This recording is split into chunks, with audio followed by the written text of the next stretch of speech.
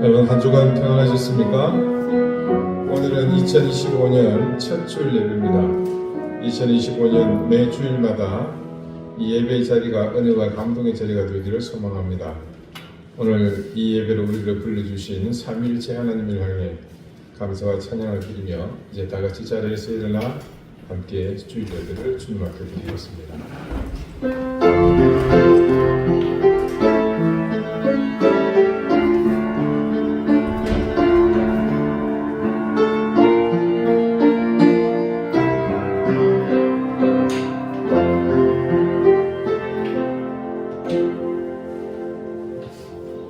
복 있는 사람은 악인들의 꾀를 따르지 아니하며 죄인들의 길에 서지 아니하며 오만한 자들의 자리에 앉지 아니하고 오직 여호와의 율법을 즐거워하여 그의 율법을 주야로 묵상하는도다. 그는 시냇가에 심은 나무가 철을 따라 과실을 맺으며 그 잎사귀가 마르지 아니함 같으니 그가 하는 모든 일이 형통하리로다. 아멘. 슬프고 어두웠던 옛일은 지나가게 하시고 풍성한 은혜와 소망으로 가득한 새날을 열어주시는 하나님, 신년 첫 주일을 맞이하여 드리는 우리의 예배를 기쁘게 받아주십시오. 우리의 영의 눈을 열어 세상과 나는 간 곳이 없게 하시고 구속하신 주님의 십자가만 보이게 해주십시오. 억눌려 고통받는 우리에게 참 자유를 주시고 낙심하여 쓰러진 우리에게 하늘의 소망으로 충만하게 채우시며 다시 한번 용기를 내어 일어설 수 있게 해주십시오. 2025년에는 매일 매 순간 성령님으로 충만하게 하셔서 한시라도 믿음의 자리를 떠나지 않고 진리의 말씀에 순종하게 해주십시오. 예수 그리스도 이름으로 기원하옵나이다. 아멘. 찬송가 1장 함께 찬송하겠습니다.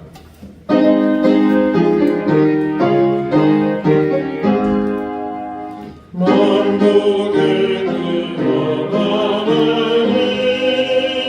온 백성 찬송 드리고 저 천사여 찬송하세 찬송 성부 성자 성령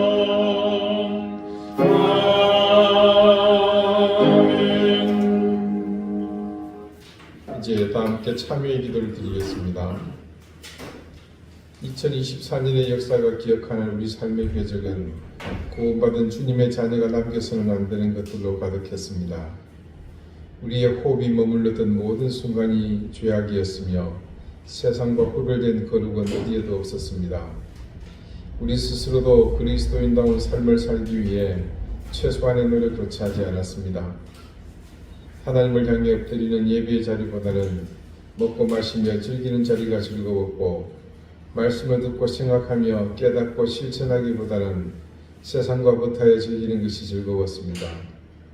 기도하기보다는 내 유익을 먼저 생각했고 사랑하기보다는 나를 지키는 일에 우선했습니다. 시간도 건강도 물질도 그리고 내게 주신 능력까지도 오로지 나만을 위해서 사용할 뿐이었습니다. 게으르고 나태했으며 신실한 종의 모습도 우리에게는 없었습니다. 주님, 이 시간 참회의 기도를 통해 주님의 자비를 구하오니 이 형편없는 우리의 지난 삶을 용서해 주십시오. 오늘 성찬을 앞두고 우리가 주님의 몸과 피를 범하지 않도록 이 모든 허물과 죄를 고백하며 사죄받기 원하오니 우리를 긍휼히 여기시고 이 모든 죄에서 건져주셔 주의 성찬에 참여하기에 부족함이 없게 해주십시오. 이제는 하나님과 나만이 아는 은밀한 죄를 생각하며 계속해서 침묵 가운데 참회의 기도를 드립니다.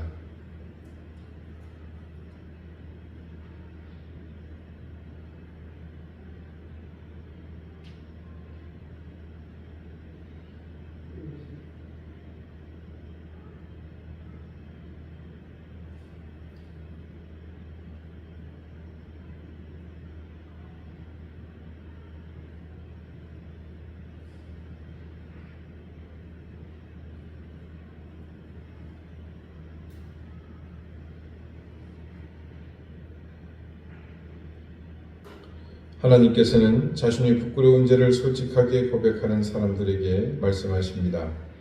불법이 사함을 받고 죄가 가려짐을 받은 사람들은 복이 있고 주께서 그 죄를 인정하지 아니하실 사람은 복이 있도다 함과 같으니라. 아멘.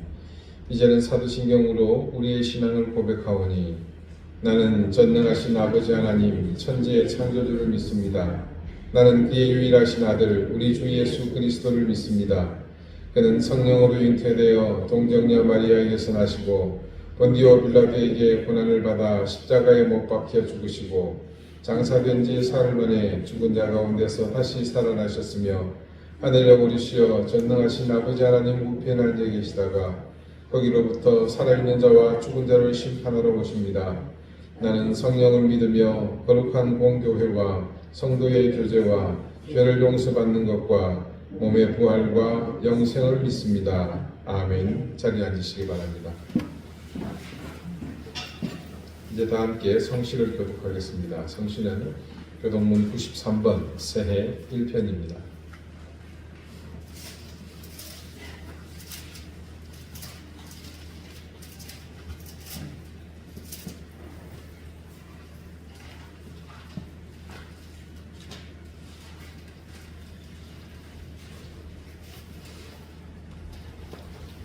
주께서 옛적에 땅에 기초를 넣으셨사오며 하늘도 주의 손으로 지으신 바니이다.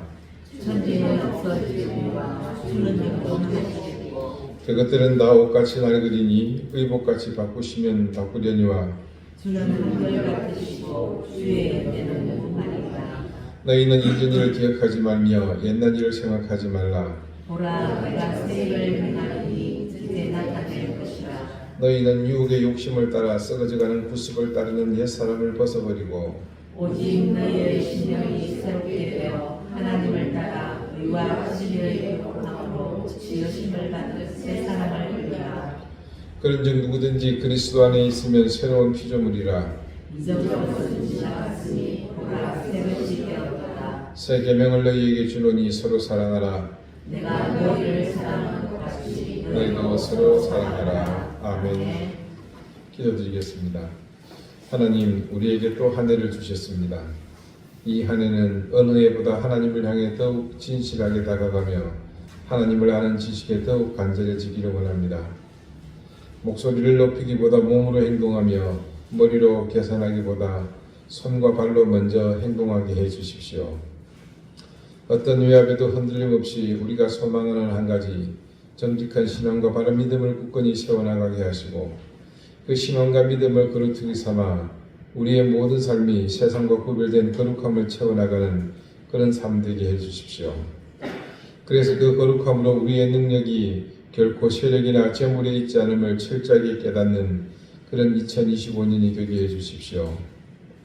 위기 가운데 죽정이와 알곡이 비로소 구분되며 알곡이라 자부하는 우리가 그 사명을 따라 바른 길로 사명의 삶을 살게 해주십시오. 시시각각 변하는 세태 속에서 세상이 요구하는 것에 마음을 두지 않고 오로지 하나님 말씀만을 바라보게 해주십시오. 지금 우리나라는 대통령 탄핵으로 인해 모든 것이 혼란스럽습니다. 서로 자신의 진영을 따라 극심한 분열 속에 어디에도 이 사태를 진정시킬 컨트롤 타워가 없습니다. 이 극심한 분열 가운데 하나 되게 하시는 그리스도의 영이 이 땅에 충만하게 해주십시오. 이 모든 처참한 상황을 이끈 주범들은 정치인들입니다. 그들은 스스로 자라지 않았고 모두 우리가 선거로 세운 사람들입니다. 그들의 모습이 곧 우리의 자화상이며 우리 자체입니다. 하나님, 우리가 하나님의 뜻대로 살지 못한 결과가 그대로 드러나고 있습니다. 교회가 제 역할을 하지 못하고 서로 자신들의 욕심을 따라 진영 논리에 함께 편성한 결과입니다. 주님, 이제 이 땅의 모든 교회가 굵은 배를 허리에 두르고 죄를 뒤집어 쓰는 마음으로 금식하며 함께 기도하게 해주십시오. 하나님의 강력한 권능으로 악한 자들의 준동이 멈추게 하시며 불의한 시도들이 모두 무너지게 해주십시오. 새해에는 전 세계에 만연한 전쟁의 소식이 종식되는 해가 되게 하시고 모든 분열과 분쟁의 현장이 화합과 평화의 장으로 변화되게 해주십시오. 대구 북부에서 한센병자 선교를 담당하고 있는 신주영 선교사의 선교 현장에 은혜를 베풀어 주십시오. 미얀마 정부로부터 탄압받는 어린 생명들을 지켜주시고 홍수 피해가 속히 복구되게 해주십시오. 하나님의 창조 질서를 대적하며 헌법의 기본 정신을 무너뜨리려는 차별금지법을 입법하려는 어두운 세력의 시도가 올해는 완전히 사라지게 해주십시오. 교육의 현장과 노동의 현장이 정상화되며 올바른 가치와 법치주의가 바로 세워지는 그런 한 해가 되게 해주십시오. 자비로우신 하나님, 우리 이덴 교회 모든 성도들을 지켜주셔서 말씀 안에서 은혜 안에서 거하는 그런 한 해가 되게 해주십시오. 우리 교우들 생업의 현장을 지켜주시고 자녀들을 주님께서 굳건히 붙들어 주십시오.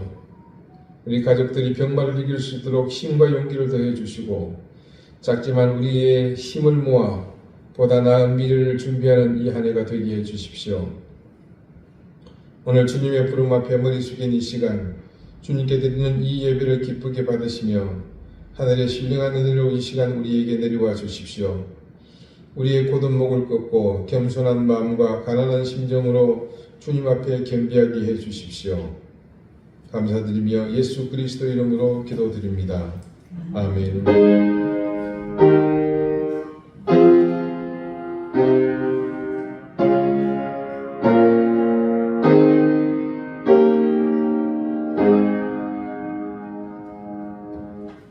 8장 함께 찬송하겠습니다.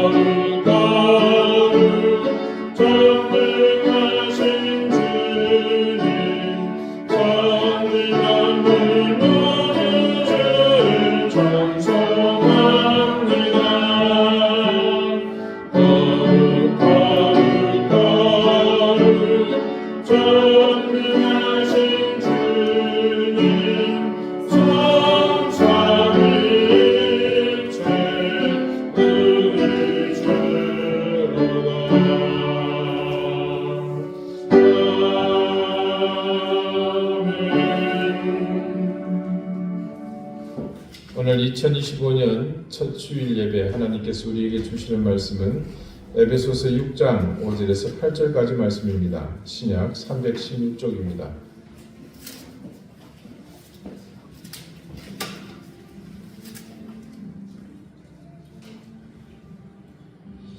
에베소서 6장 5절에서 8절까지 말씀을 제가 읽겠습니다. 이제 다 같이 자리에서 일어나 하나님의 말씀을 경청하십시오.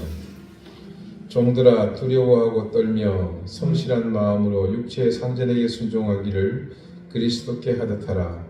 눈가림만 하여 사람을 기쁘게 하는 자처럼 하지 말고 그리스도의 종들처럼 마음으로 하나님의 뜻을 행하고 기쁜 마음으로 섬기기를 주께 하듯 하고 사람들에게 하듯 하지 말라. 이는 각 사람이 무슨 선을 행하든지 종이나 자유인이나 주께로부터 그대로 받을 줄을 알미라. 아멘. 자리에 앉으시기 바랍니다. 하나님께서 이 말씀으로 우리에게 은혜 주시기를 원합니다.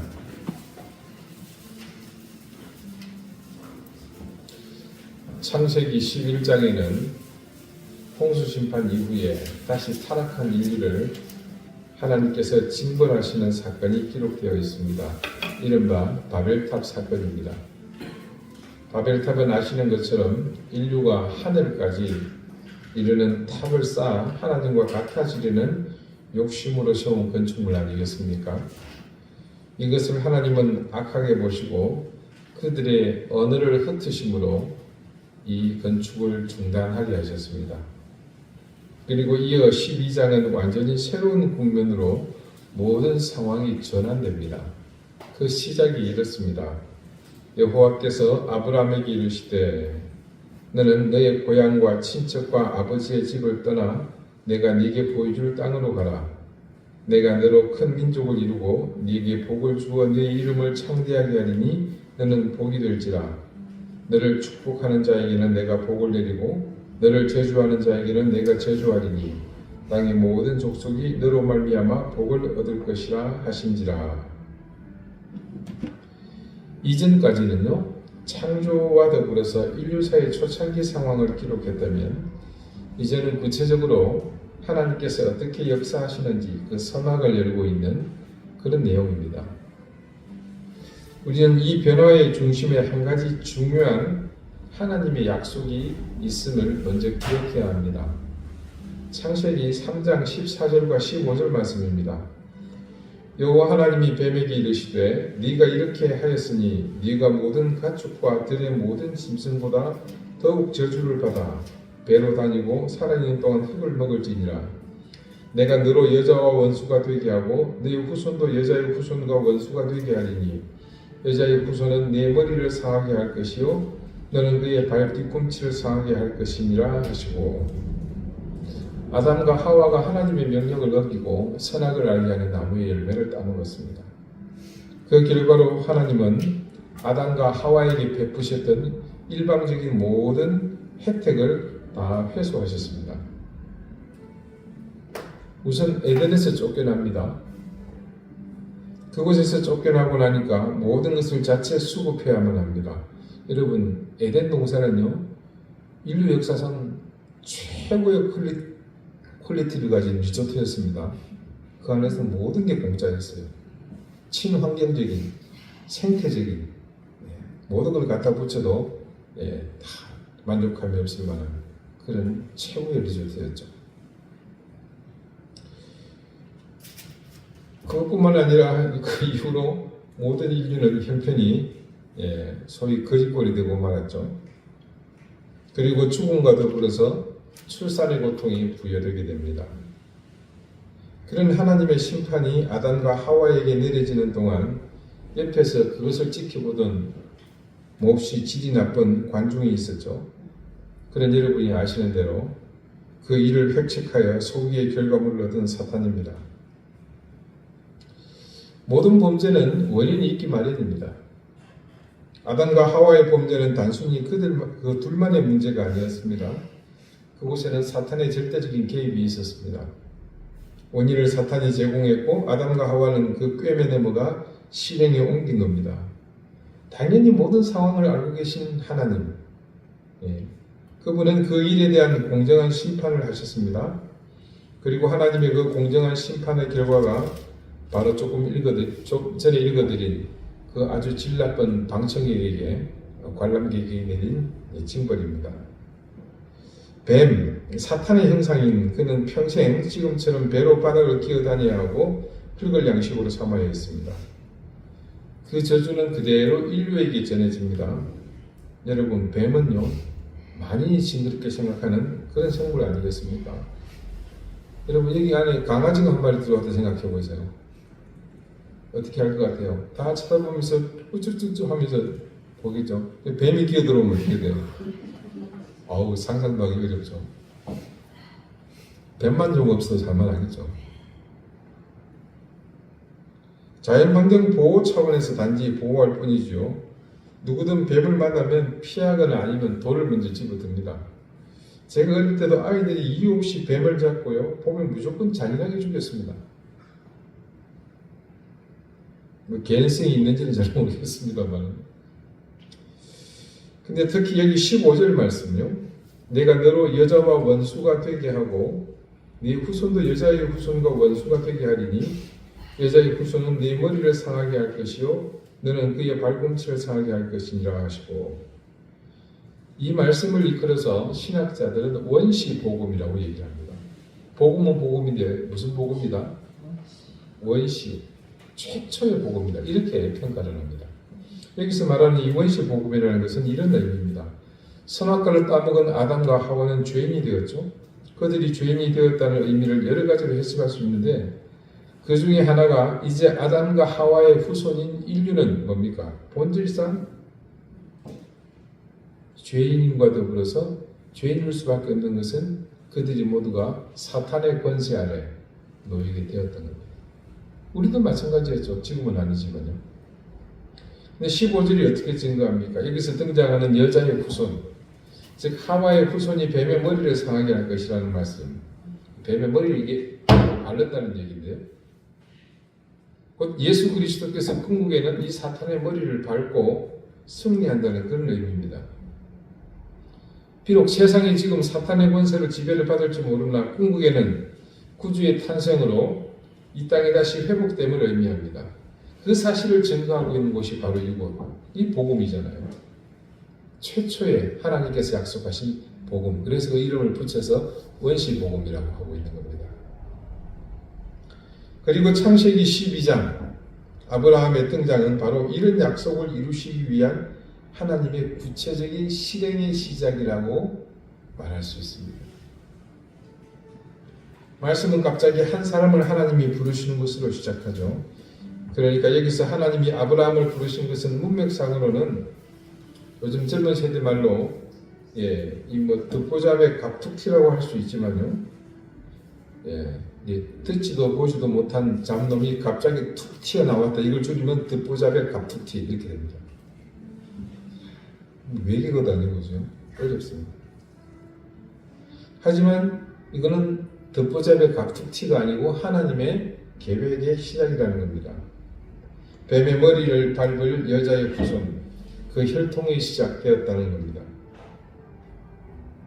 말씀의 내용을 보니요, 먼저 아브라함의 이주를 명하시죠. 지금 지내고 있는 이곳을 떠나서 하나님께서 네게 보여줄 땅으로 가라고 합니다. 참 쉽죠? 네. 가는 여정에 대한 보장이 구체적으로 없어서 그렇지 그냥 가면 되는 겁니다. 네. 아비와 친척을 떠나는 것이 물론 쉽지는 않습니다. 하지만 지금 가서 정착할 곳이 하나님이 보여주시는 땅인데 그게 무슨 의미겠습니까? 한마디로 하나님이 거저 주실 땅입니다. 이미 예비되어서 가기만 하면 되는 거죠. 그래서 1차적으로 가족과 헤어져야 하는 고통이 따르기는 하지만 이 약속에 대한 것은 아무런 의심이나 의구심이 필요하지 않습니다. 그런데 그 다음은 조금 다른 문제입니다. 내가 너로 큰 민족을 이루고 네게 복을 주어 너의 이름을 창대하게 하리니 너는 복이 될지라. 이거는 미래에 일어날 일이라는 건데 이게 뭐 구체적으로 손에 잡히거나 뭐 확정이 되어 있는 것은 아니거든요. 그리고 그런 의심은 실제로 현실이 됩니다.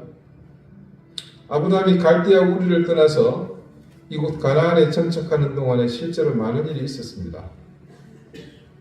기근을 피해 애굽으로 갔다가 마누라를 뺏길 뻔했죠. 왕에게. 조카 롯의 식솔과 자기 식솔이 서로 좀 충돌이 생겨서 롯이 분가를 합니다. 그 갈대아 우리에서 떠나올 때 조카 롯에 가서 같이 왔거든요.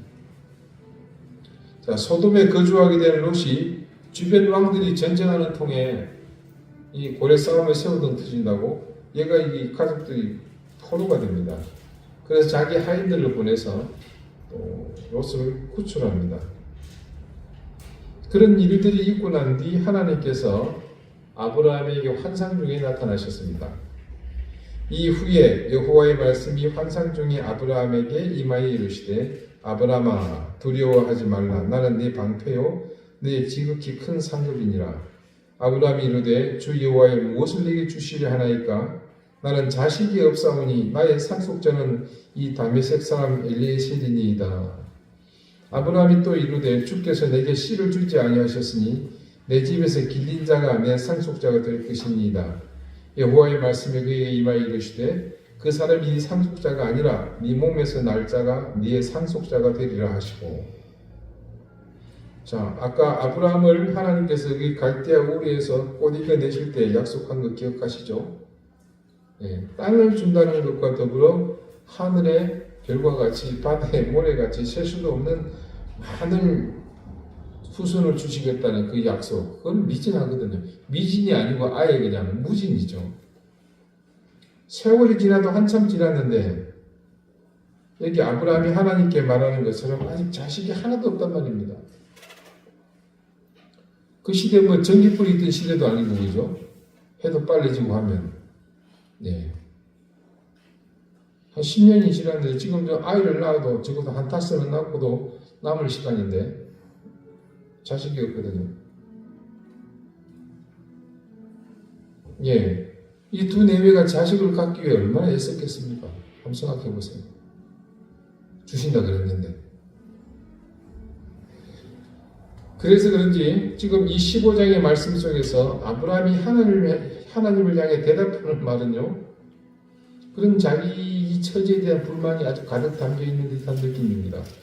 그래서 뭐 대답도 보면 약간 비꼬는 듯한 그런 말투가 섞여 있다는 그런 느낌을 받지 않으십니까? 대놓고 내 상속자는 내 집의 집사인 이 다메섹에서 온 엘리에셀이 될 거다. 하나님이 나한테 자식 안 줬으니까 내 집에서 그냥 이 길린 얘가 상속자가 된다. 이렇게 그냥 자기가 선포해 버린 겁니다. 그래서 하나님은 그런 아브라함의 그 생각을 일축해 버리십니다.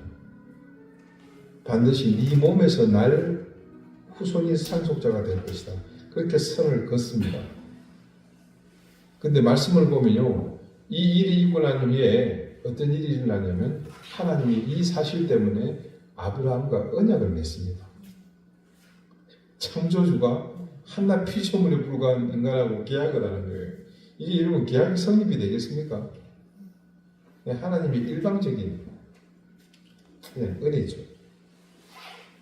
자, 이 언약의 위대한 사건이 있은 다음에 바로 16장이 이렇게 시작합니다. 아브라함의 아내 사레는 출산하지 못하였고 그에게 한 여종이 있으니 애굽 사람이요 이름은 하갈이라.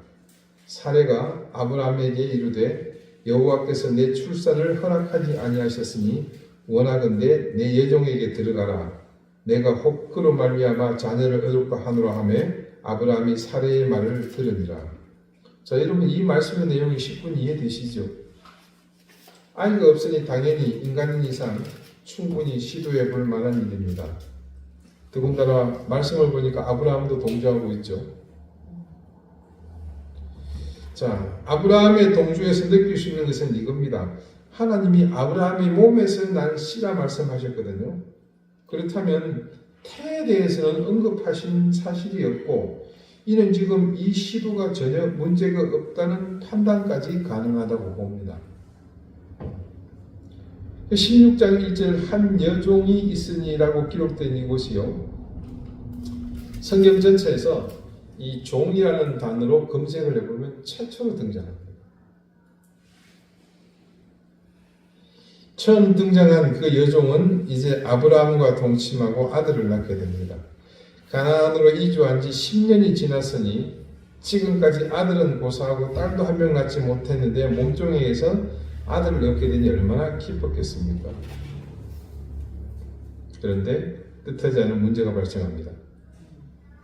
아브라함이 하갈과 동침하였더니 하갈이 임신함에 그가 자기의 임신함을 알고 그의 여주인을 멸시한지라. 사레가 아브라함에게 이르되 내가 받는 모욕은 당신이 받아야 옳도다. 내가 나의 여종을 당신의 품에 두었거늘 그가 자기의 임신함을 알고 나를 멸시하니 당신과 나 사이에 여호와께서 판단하시기를 원하노라. 자, 여종이요 자신이 주인의 아이를 가졌다는 이유로 넘지 말아야 할 선을 넘어버렸습니다.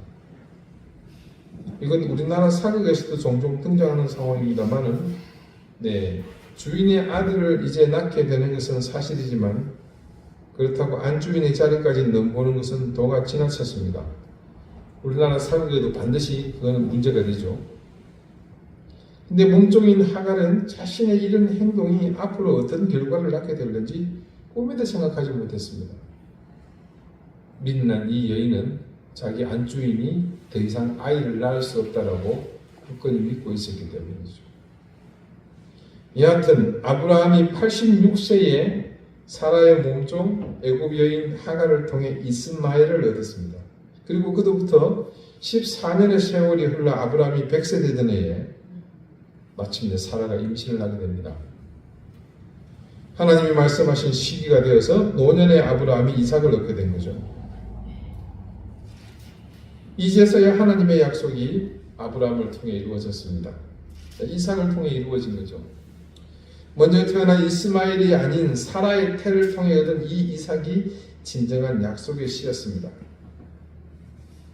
자, 아까 이스마엘을 잉태했을 때 하갈의 태도를 기억하실 겁니다. 이제 이 집에는 정실 부인의 아들과 몸종에게서 얻은 두 아들이 양립하게 되었습니다. 자, 우리는 사극을 많이 보아온 터라 알고 있죠. 먼저 난 아들이지만 몸종의 아들이 어떤 운명에 처하게 될지 말입니다. 정실 부인이 아들을 얻는 순간 서자 신사가 된 몸종의 아들은 안방에서 쫓겨나서 섬돌 아래로 내쳐지는 것이 인지상정입니다. 그런데 아브라함의 집안은 조금 달랐던 모양입니다. 21장 8절 이하의 말씀이 이래요. 아이가 자라매 저절되고 이삭이 저절되는 날에 아브라함이 큰 잔치를 베풀었더라. 사라가 본즉 아브라함의 아들 애굽 여인 하갈의 아들이 이삭을 놀리는지라. 자, 여러분, 사라가 이 광경을 보았다고 생각해 보십시오. 보았다가 봤네, 그죠? 소위 이 눈깔이 뒤집어지지 않았겠습니까? 거기다가 오래전 이스마엘을 잉태했을 때 하갈이 정실 부인인 사라를 업신여기는 행동을 하지 않았습니까? 이제는 그동안 갈아온 복수의 칼날을 들이댈 때가 됐습니다. 그가 아브라함에게 이르되 그는 사라입니다. 이 여종과 그 아들을 내쫓으라. 이 종의 아들은 내 아들 이삭과 함께 기업을 얻지 못하리라 하므로 아브라함이 그의 아들로 말미암아 그 일이 매우 근심이 되었더니 하나님이 아브라함에게 이르시되 네 아이나 네 여종으로 말미암아 근심하지 말고 사라가 네게 이런 말을 다 들으라. 이삭에게서 나는 자라야 네 씨라 부를 것임이니라. 자, 말씀은 공식적으로 하갈의 소생 이스마엘을 내치도록 그 어미와 함께 내치도록 하셨다는 것을 알 수 있습니다. 그리고 그 다음에 성경 말씀은 이렇게 증언합니다. 그러나 여종의 아들도 너의 씨니 내가 그로 한 민족을 이루게 하리라 하신지라. 아브라함의 집안에서 공식적으로 내쳐진 이 아들 이스마엘이 나중에 정말로 큰 민족을 이룹니다. 그 민족이 바로 지금의 아랍인들입니다. 더 정확히 말하면 이스라엘과 지금 철천지 원수가 된 종교로도 대척점에 있는 이슬람교도 무슬림의 조상이 됩니다. 자, 이 시작이 사소한 감정에서부터죠. 하갈은 종의 신분으로 주인인 사라로부터 너무나 큰 은혜를 입었습니다. 자기 남편을 내주지 않습니까? 그 일로 인해서 하갈은 하루아침에 종의 신분에서 자기 주인과 같은 레벨의 신분으로 격상합니다. 그렇다면 하갈은 누구보다도 사라에게 감사하고 그녀에게 입은 은혜에 보답하는 삶을 살았어야 했습니다. 하지만 하갈은 자신이 잉태하자마자 자기에게 그런 기회를 준 주인을 업신여겼습니다. 한마디로 은혜를 원수로 갚은 셈이지요. 뒤통수 친 겁니다. 등에 칼 꽂은 거죠. 아, 이게 당해보지 않으면 몰라요. 아, 갑자기 또 그 자식이 생각나네. 자, 이후 이스마엘의 행동에서도 하갈의 모습이 그대로 드러납니다. 이를 보아 짐작하건대 평소 하갈이 자기 아들인 이스마엘에게 어떻게 가르치는지를 충분히 알 수 있습니다. 아마 네가 원래는 이 집안의 대를 이어야 하는데 저놈이 어느 날 갑자기 태어났지 뭐니. 너 절대로 네 자리를 뺏겨서는 안 된다. 엄마 말 명심해야 한다. 대충 뭐 어떤 형국인지 여러분도 짐작이 가시리라 믿습니다. 성경에서 처음으로 등장한 이 종 하갈은 스스로 무덤을 파고 말았습니다. 상상해 봅시다. 하갈이 자기가 비록 아들을 낳았지만 그녀가 겸손했다면, 자기 아들을 이 집안의 대를 이을 아들로 내주며 자신의 본분을 망각하지 않았다면 어땠을 것 같습니까? 남편을 내어줄 결단을 할 만큼의 아량을 가진 사라가 왜 그녀를 품지 않았겠습니까? 하나님의 뜻이 이삭에게 있음을 공유하면서 한 가족처럼 이삭과 이스마엘은 조용하며 지내는 사이가 아니라 사랑하며 우애롭게 지낼 수 있지 않았겠습니까? 결국 허황한 욕심 때문에 성숙하지 못한 삶의 태도로 인해 그들의 후손은 지금 서로를 죽이지 못해 한 달이 난 원수로 지내고 있지 않습니까? 아마 그들만 평화로우면 전 세계가 조용할 거예요. 구약에서 처음 등장한 종의 모습은 너무나도 큰 실망감을 안겨주는 모습입니다. 그러나 인류사를 통틀어 볼 때 그의 모든 종의 모습은 이 하갈의 모습에서 크게 벗어나지 않습니다. 그래서 바울은 그런 틀 속에서 벗어나지 못하고 그제 종의 모습에만 갇혀 사는 종들을 향해 오늘 이처럼 권면한 것입니다. 오늘 말씀이 우리에게 주는 교훈 가운데 종들에 대한 가르침은 어렵지 않습니다. 성실한 마음으로 상전에게 그리스도께 하듯 하라고 합니다. 일을 하되 눈가림으로 하지 말고 진심으로 행하라고 합니다. 마치 하나님께서 바라시는 일을 하는 그리스도의 종처럼 진심으로 하라고 합니다. 그래서 그렇게 행하는 사람에게는 주님께서 그런 삶에 대해 그대로 갚아주신다고 생각합니다. 바울이 이 편지를 기록했을 때 그 시대의 종은요, 우리가 아는 것처럼, 아니 우리가 아는 것 이상의 비참한 인생이었습니다. 그 시대의 종은 대부분 전쟁, 코로나, 그와 비슷한 이유로 노예가 된 사람들이 대부분입니다.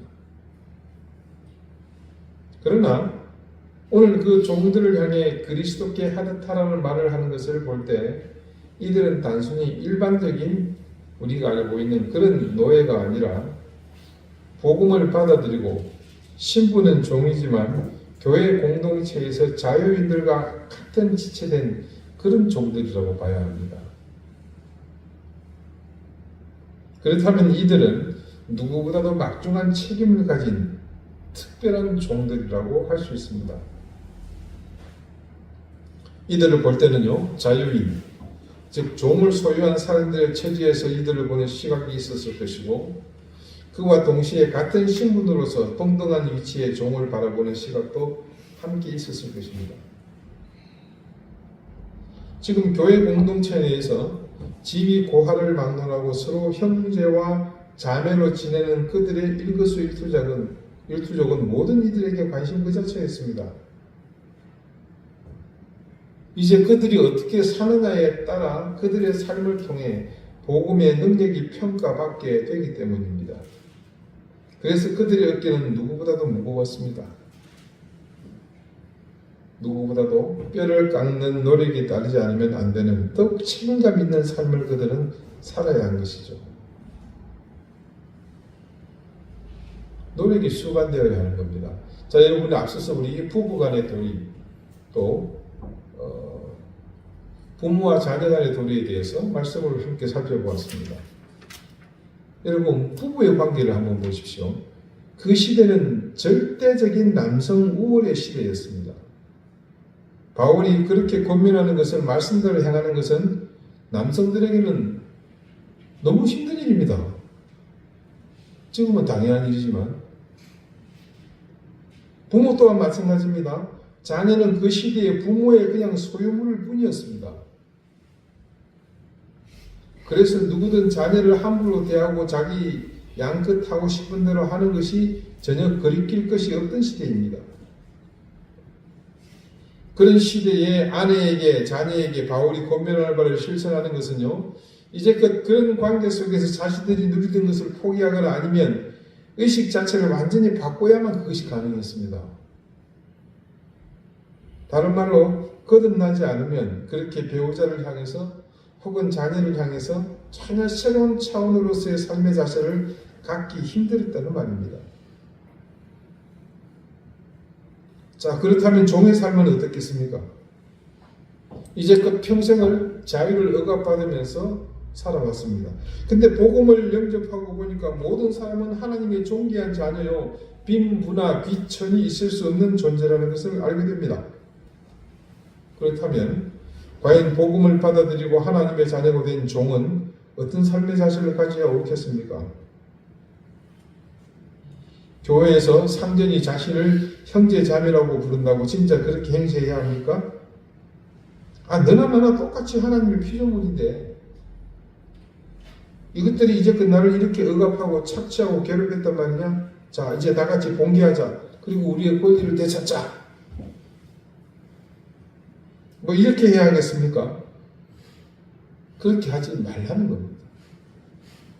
바울은 복음 안에서 형제 자매된 종들이 그렇게 하지 말라고 지금 권면하고 있는 겁니다. 말씀은요, 그 종들을 향해서 더욱 진심으로 주인을 섬기고 눈가림으로 일하지 말고 하나님의 종들이 하나님의 사역을 하는 것처럼 그렇게 그리스도께 하듯 주인에게 하라는 겁니다. 한마디로 이전의 종의 삶보다 더욱 철저히 주인을 위해 섬기면서 보다 수준 높은 순종과 섬김의 삶을 살라는 뜻입니다. 이전에는 자유를 억압받았기 때문에 그 힘에 눌려 주인이 시키는 대로 살았다면 이제는 마지못해서 하는 것이 아니라 진심으로 자발적으로 주인을 위해 헌신하라는 그런 의미의 말씀입니다. 여러분, 우리는 종이 아닙니다. 심지어 종의 삶을 살아보지도 못했습니다. 그래서 이 말씀을 우리에게 적용하기에는 다소 어려움이 있습니다. 그러나 한 가지 분명한 것은 있습니다. 조금 전에 말씀드린 대로 바울이 이 말씀을 전하는 그 종들은 모두에게 관심을 받는 존재라고 했습니다. 그렇습니다. 그처럼 우리는 모두가 보는 가운데 그리스도인이라는 모범적인 삶을 살아가는 진열장에서 쇼 윈도에서 살아가는 인생이라는 점에서 그들과 같은 처지입니다. 우리가 교회 공동체라는 공통의 정체성을 가진 인생이기에 그런 우리의 삶은요, 늘 사람들에게 그 삶의 과정들이 드러나게 되어 있습니다. 그렇게 드러난 우리의 삶이 곧 그것을 바라보는 사람들에게 평가의 기준이 되고 그 평가의 결과를 두고 그들은 판단할 것입니다.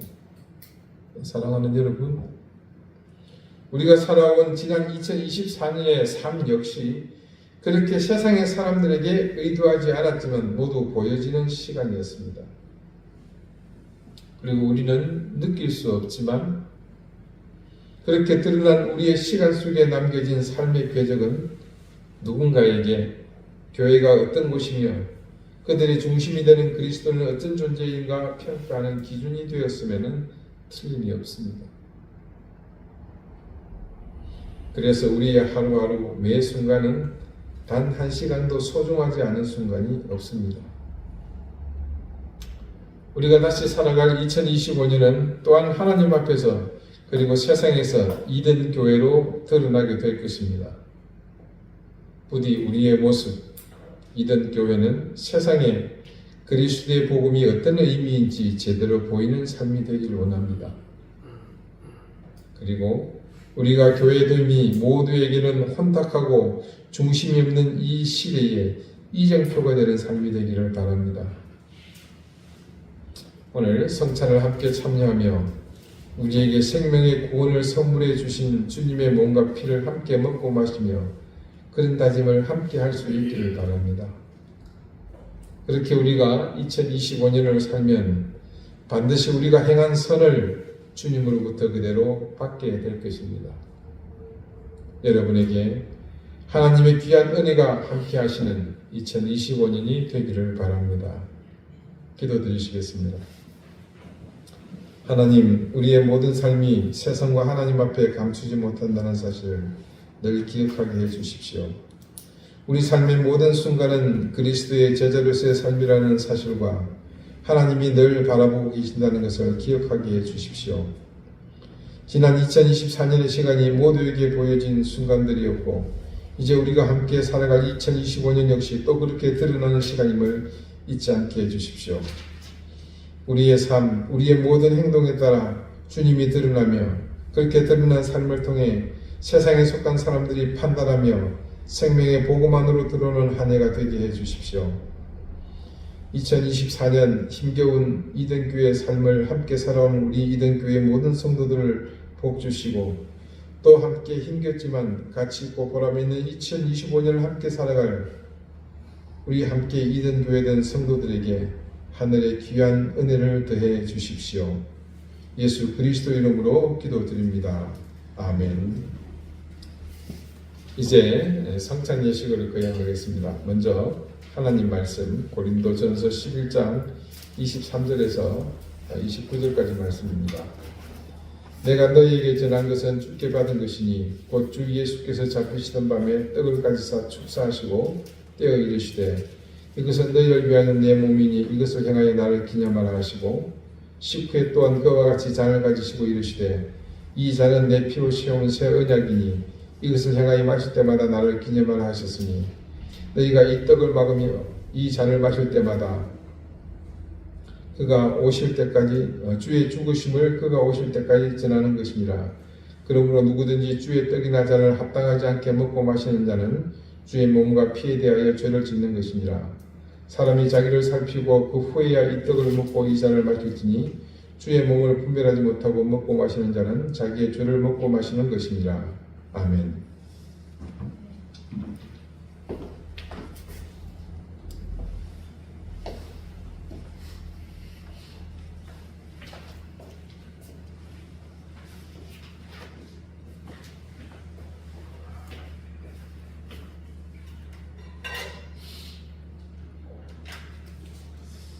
우리 주님께서 잡히신 밤에 이른바 제자들과 최후의 만찬을 가졌습니다.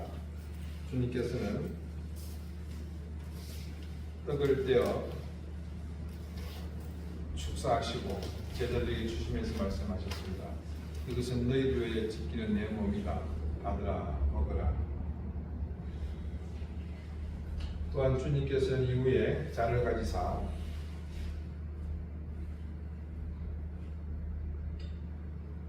또 역시 축사하시며 제자들에게 주시며 말씀하셨습니다. 이것은 너희를 위하여 흘리는 언약의 피, 곧 약속의 피니라. 이것을 행하여 나를 기념하라 말씀하셨습니다. 이제 주님의 명령에 따라 주님의 몸과 피를 함께 먹고 마시는 성찬예를 거행하겠습니다. 이제 한 사람씩 나오셔서 떡을 집으시고 이 떡을 이 잔에 찍은 다음에 함께 드시기 바랍니다.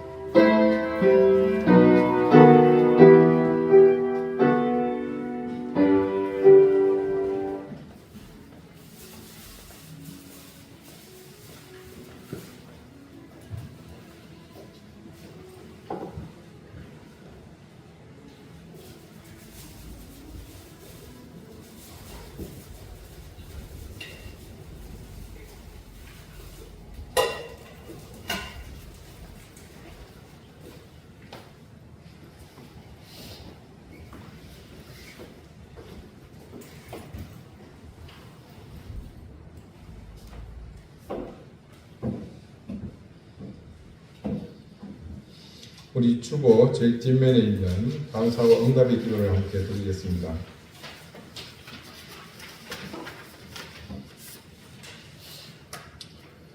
우리의 죄 때문에 찢기시고 상하시며 흘리셔야 했던 주님의 살과 피를 기념하여 함께 먹고 마셨습니다.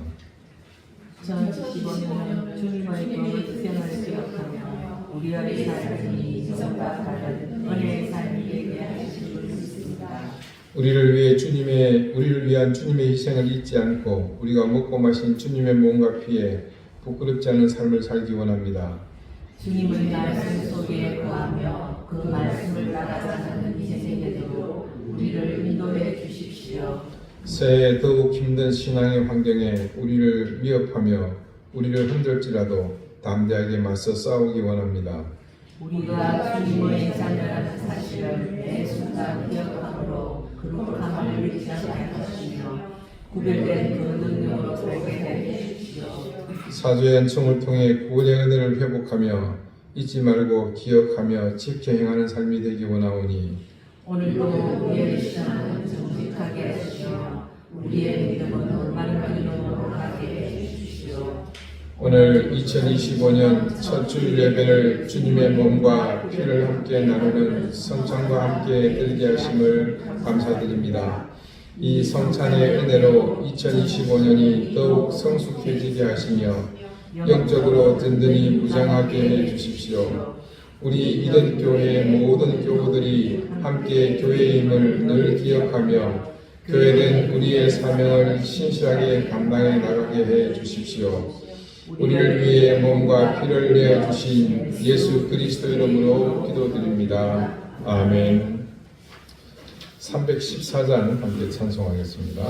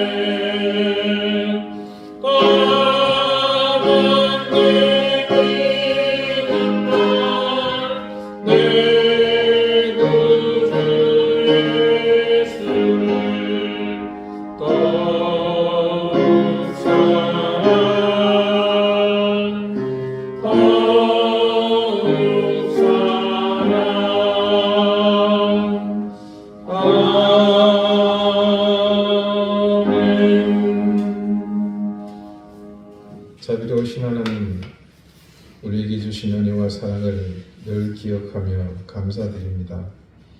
2024년 한결같은 은혜, 2025년에도 새롭게 주실 그 은혜를 저희는 기대합니다. 오늘 주의 자녀들이 그 은혜를 기억하며 잊지 않는 마음으로 주님께서 주신 것 중 일부를 구별하여 주님 앞에 드립니다. 드린 손길의 마음과 정성을 받아주시고 하늘의 신령한 은혜와 땅의 기름진 복을 넘치게 더해 주십시오. 가정과 생업의 복을 얻게 해주시며 모두 귀한 자녀들이 하나님의 은혜 가운데 거하는 놀라운 복이 있게 해주십시오. 질고를 고쳐주실 뿐 아니라 자녀들의 앞길을 열어주시고 특별히 교회를 위해 수고하며 애쓰며 섬기는 손길들에 하나님 귀한 은혜를 더해 주십시오. 오늘 성찬을 함께 참여했습니다. 주님, 이 은혜를 간직하며 이 한 해가 주님의 살과 피에 부끄럽지 않는 그런 은혜로운 복된 구별된 삶이 되도록 저희를 인도해 주십시오. 감사드리며 예수 그리스도 이름으로 봉헌 기도드립니다. 아멘. 예, 교회 소식 전해드립니다.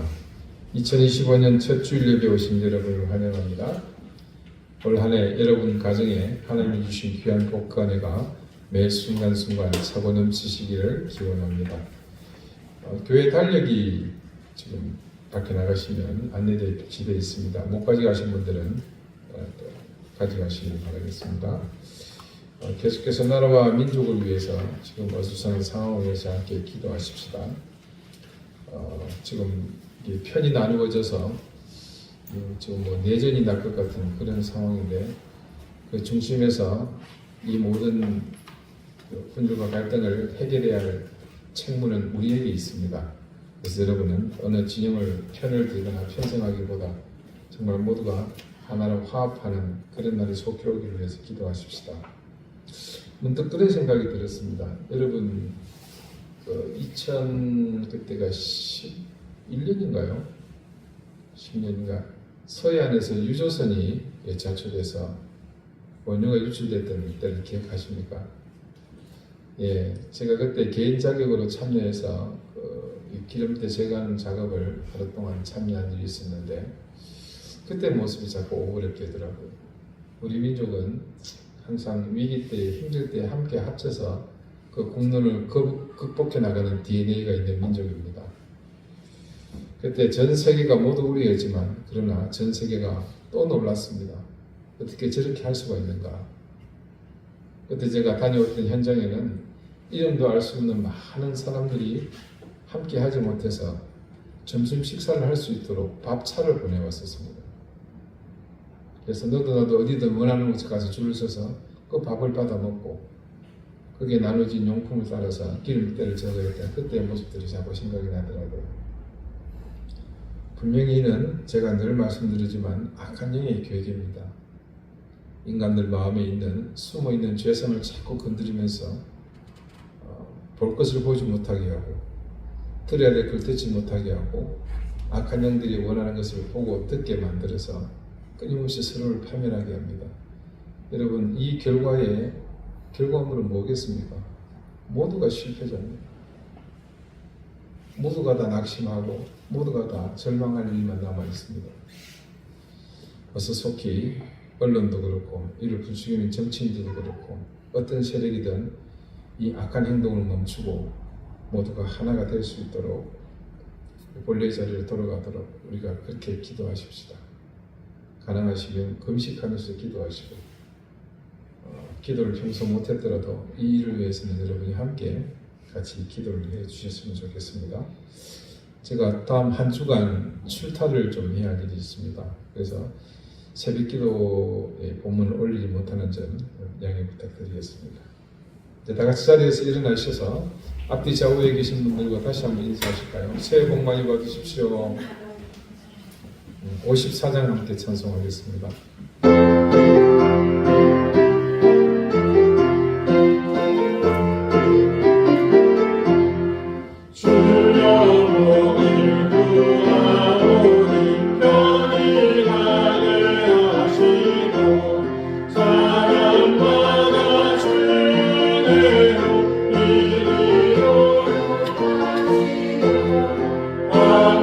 같은 세상에서 항상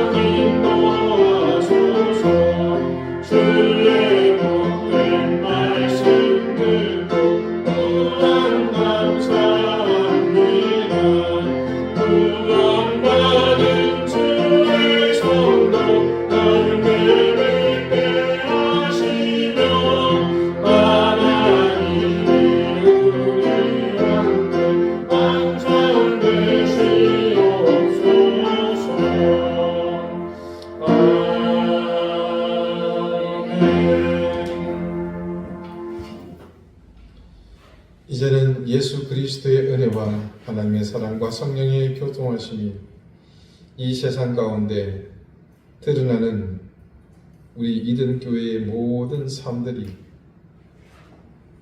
2025년에는 모두에게 교회됨의 참된 가치와 그리스도의 은혜를 증거하는 삶이 되게 하시며 하나님 보시기에 기뻐하는 삶이 되기를 바라는 우리 사랑하는 이든교회 모든 성도들과 특별히 이번 무안공항에서 항공 참사로 목숨을 잃은 그래서 깊은 절망과 아픔 가운데 있는 그 유족들 머리 위에 이제로부터 영원토록 항상 함께 하시기를 간절히 축원하옵나이다.